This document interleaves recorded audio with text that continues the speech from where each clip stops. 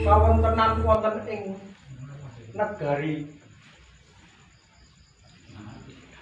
Megantara sedaya sampun tata titi tentrem.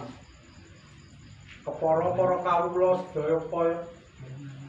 sedaya para nayokaning praja mandhaping para kawula sampun ayem-ayem gemah ripah woh dinawi. Para sampun gesangipun sampun sami sae sampun kecekapan menapa ingkang dados sandhang kaliyan tedhakipun. Ya kaya ngono kuwi Kakang. Sing dadekke bombonging pengkalihku. Kowe tansah ora nglirwakake apa sing dadi kewajiban. Injih. Diajeng Citrawati lan kowe Citrasari. Injih kanggo Kanggo pengin mangerteni.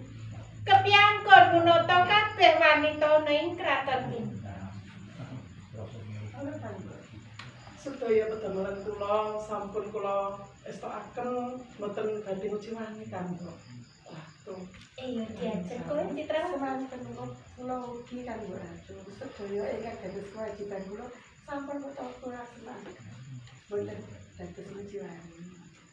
Ya kaya ngono kuwi. Kadange kanggo sak kloron kuwi kabeh padha netepi kewajiban. Ora nglewakake apa sing didhawuhke kanggo. Nek yo ngene diajeng, rene kowe kuwi kadangku. Tindakmu sak prima kowe kudu ngati-ati. Tegese kowe aja nganti nglingsemke ngersane kanggokmu. Injih mboten badhe ngujiwani. Ning tenan. Pareng mujuk Sang Prabu Layung Sari. Iya piye Kanjeng Pratopo? Dene wonten perkawis menapa Sang Prabu Layung Sari nimbali dhateng kula. Oh, kuwi to kan. Injih. Padha mangerteni.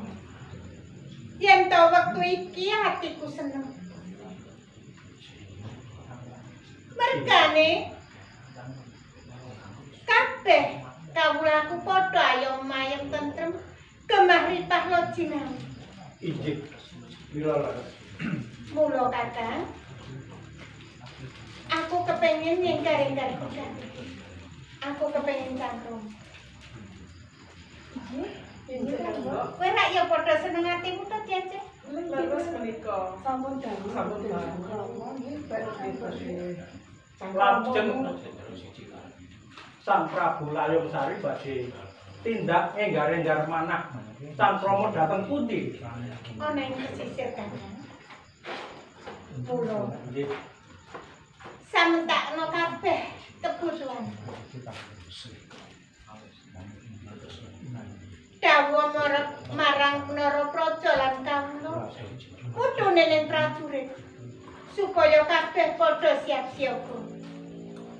Injih namung sawentawis kula badhe utusan dhateng para nayakaning praja ingkang supados njagi kawilujengan dalem sak mangkenipun Sang Prabu. Iya Kakang. Kaya ngono luwih prayoga. Mula aja kesuwen Kakang. Ayo. Enggal tindak cangkrung. Ayo Diajeng. Injih monggo.